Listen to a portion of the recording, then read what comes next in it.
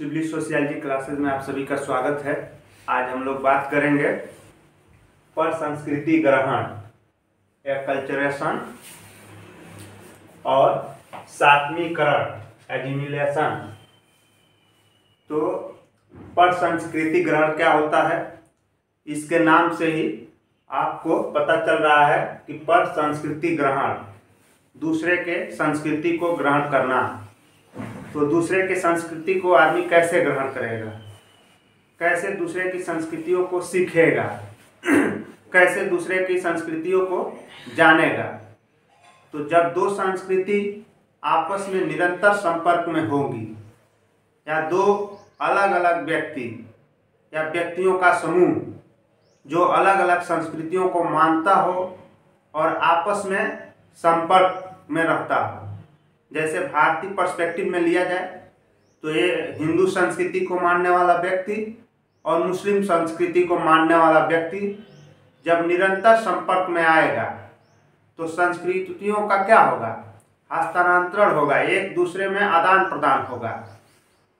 एक दूसरे की संस्कृति को व्यक्ति क्या करेगा, सीख जाएगा। तो जब एक दूसरे की संस्कृति को व्यक्ति सीखेगा तो क्या होगा कि उसका जो अपना सांस्कृतिक पैटर्न है, अपना जो सांस्कृतिक प्रतिमान है, उसमें क्या होगा, परिवर्तन हो जाएगा। तो अपनी संस्कृतियों में से अपनी संस्कृतियों को दूसरे संस्कृतियों में हस्तांतरित करेगा और दूसरी संस्कृति को अपनी संस्कृतियों में लेगा। तो यानी संस्कृतियों का आदान प्रदान हो जाएगा, जिससे उसका क्या होगा, सांस्कृतिक प्रतिमान बदल जाएगा। उस व्यक्ति का रहन सहन, भाषा, बोली, खान पान सब क्या होगा, बदल जाएगा। तो इसी को हम लोग क्या कहेंगे, पर संस्कृति ग्रहण कहेंगे। तो हम लोग देखते हैं कि पर संस्कृति ग्रहण क्या है।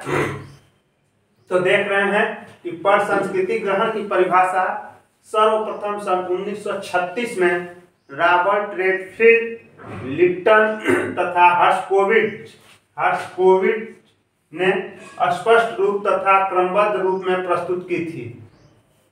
स्पष्ट तथा क्रमबद्ध रूप में 1936 में रॉबर्ट रेडफील्ड, लिप्टन तथा हर्शकोविच ने प्रस्तुत की थी। इन विद्वानों के अनुसार पर संस्कृति ग्रहण से उन घटनाओं को समझा जाता है जो तब होती है जब विभिन्न संस्कृति वाले व्यक्तियों के समूह एक दूसरे के निकट व निरंतर संपर्क में आते हैं, जिसके फलस्वरूप उन समूहों में किसी एक के या दोनों के मूल संस्कृति प्रतिमानों में परिवर्तन हो जाता है। तो आपको बताया है कि जब विभिन्न संस्कृति वाले व्यक्तियों के समूह एक दूसरे के निकट व निरंतर संपर्क में आते हैं तो जिसके फलस्वरूप क्या होगा, उन समूहों में किसी एक या दोनों के मूल संस्कृति प्रतिमानों में क्या होगा, परिवर्तन हो जाएगा। उनके विचारों में, उनके रहन सहन में, उनके खान पान में, उनके बोली भाषा में क्या हो जाएगा, परिवर्तन हो जाएगा। तो जो ये मूल सांस्कृतिक प्रतिमानों में परिवर्तन होता है उसी को हम लोग कहते हैं पर संस्कृति ग्रहण, यानी कि दूसरे की संस्कृति को वो सीख जाता है। अपनी भी उसकी संस्कृति रहती है लेकिन वो दूसरे की संस्कृति को सीख कर क्या करता है, अपना जो मूल प्रतिमान है, उसका जो मूल संस्कृति है उसको खो बैठता है। ठीक है। प्रोफेसर मजूमदार एवं मदन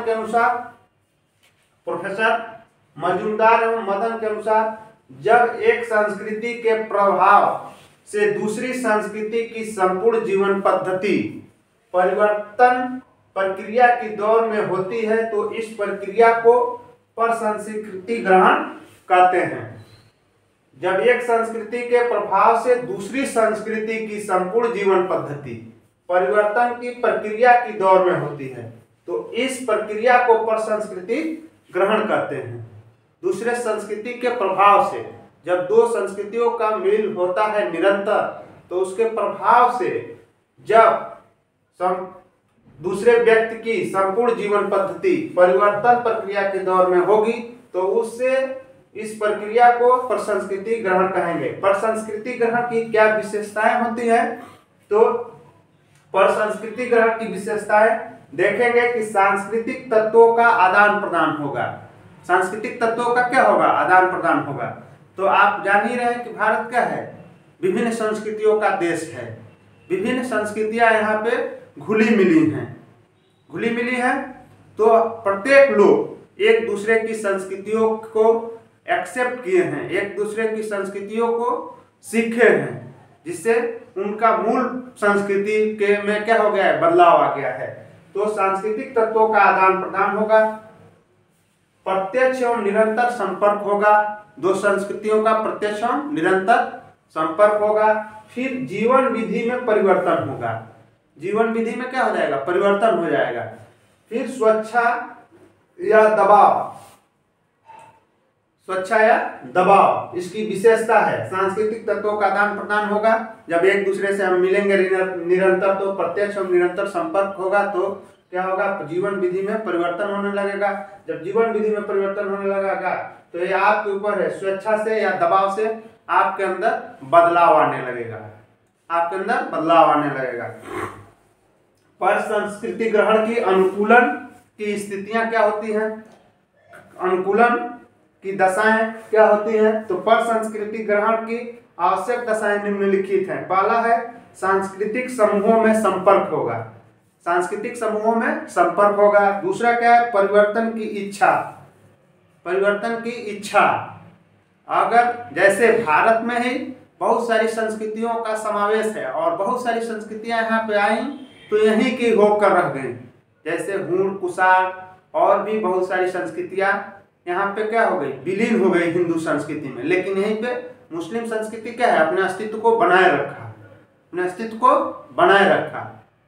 तो क्या हुआ कि हिंदू और मुस्लिम संस्कृति देखेंगे आप तो एक दूसरे से बहुत कुछ दिए हुए हैं।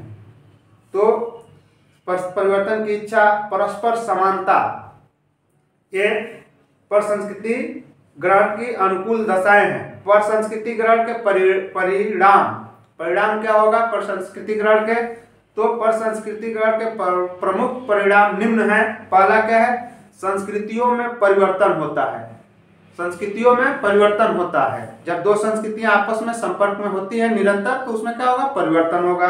दूसरा, संस्कृतियों का प्रसार होगा, संस्कृतियां क्या होंगी, फैलेंगी। जब दो संस्कृतियां निरंतर संपर्क में रहेंगी तो उनका विस्तार होगा, फैलाव होगा, प्रसार होगा संस्कृतियों का।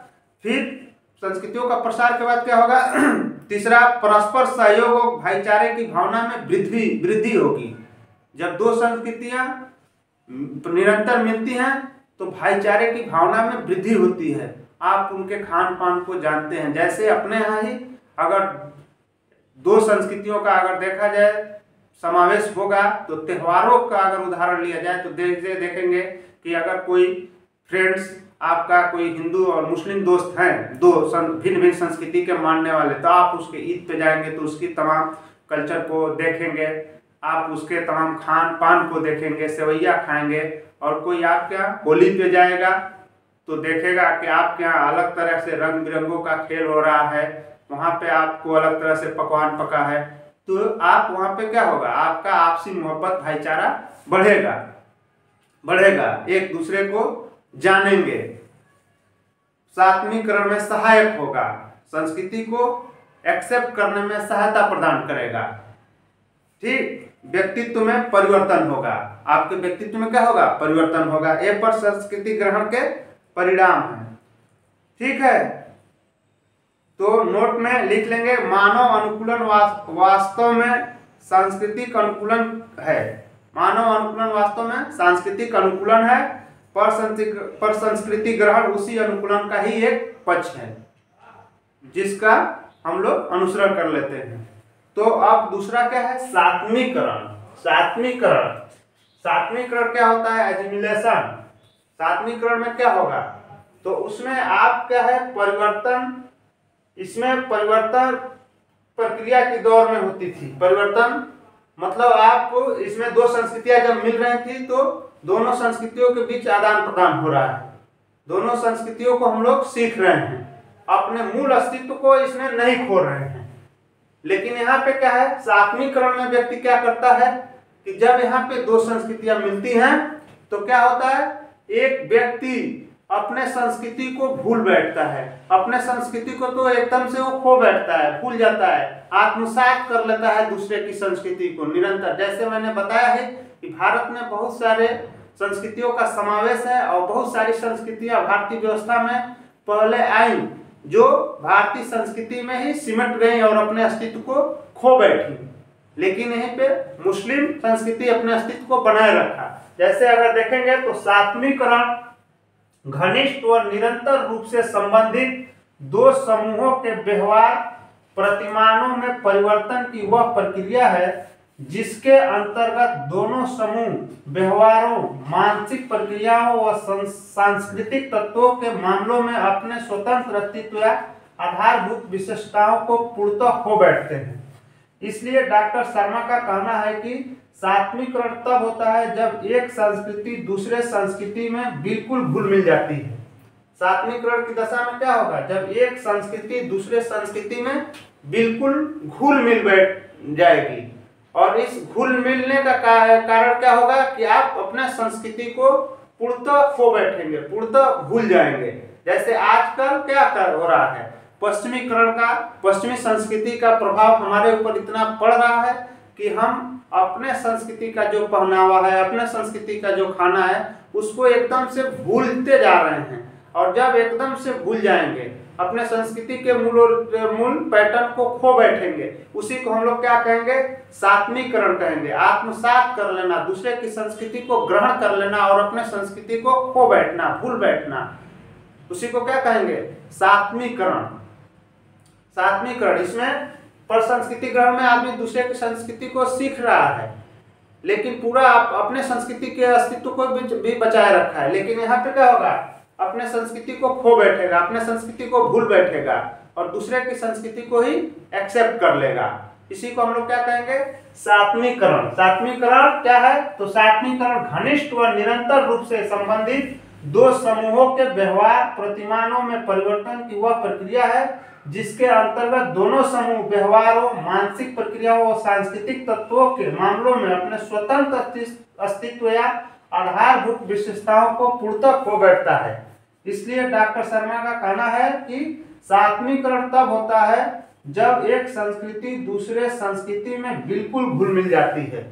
एक संस्कृति दूसरे संस्कृति में बिल्कुल घुल मिल जाएगी और अपने संस्कृति के अस्तित्व को आप खो बैठेंगे, सांस्कृतिक प्रतिमानों को आप भूल बैठेंगे। ठीक है, तो ये है आपका सात्वीकरण। अब क्या है? एकीकरण किसे कहेंगे? तो एकीकरण पीछे हम बताए हैं। एकीकरण से क्या तात्पर्य है? एकता से, सामूहिक एकता से। शाब्दिक रूप में एकीकरण को उस प्रक्रिया के रूप में जाना जा सकता है जिसके अंतर्गत समाज के अलग अलग समूहों के मध्य आपस में एकता या सामंजस्य स्थापित हो। आपस में विभिन्न संस्कृतियों के में क्या हो? आपस में एकता या सामंजस्य स्थापित हो, जिसके द्वारा उसी को एकीकरण कहते हैं। एकीकरण से क्या तात्पर्य है? तो उस प्रक्रिया के रूप में जाना जा सकता है जिसके अंतर्गत समाज में अलग अलग समूहों के मध्य आपस में एकता या सामंजस्य स्थापित हो जाए। संक्षेप में, एकीकरण भिन्नताओं के बीच एकता के सूत्र को ढूंढने और उस सूत्र को जनजीवन में पिरोने की प्रक्रिया है। एकीकरण विभिन्न संस्कृतियों के मध्य क्या करता है? एकता को बनाए रखता है और एक दूसरे को पिरो देता है आपस में। जैसे आप किसी फूल के माला को देखेंगे तो उसमें क्या होगा? विभिन्न फूल मिलकर एक माला का निर्माण कर देते हैं। उसी तरह से अपने देश में भी देखेंगे विभिन्न संस्कृतियों का समावेश है और विभिन्न संस्कृतियां मिलकर क्या कर रही हैं? अनेकता में एकता के स्वरूप को बनाए रखती हैं। ये आपका है। अकबर और निम्बाफ क्या कर रहे हैं? एकीकरण उन बंधनों की अभिव्यक्ति करता है जो समूहों के सदस्यों को परस्पर एक दूसरे से जोड़ते हैं। एकीकरण क्या करता है अकबर और निम्बाफ के अनुसार?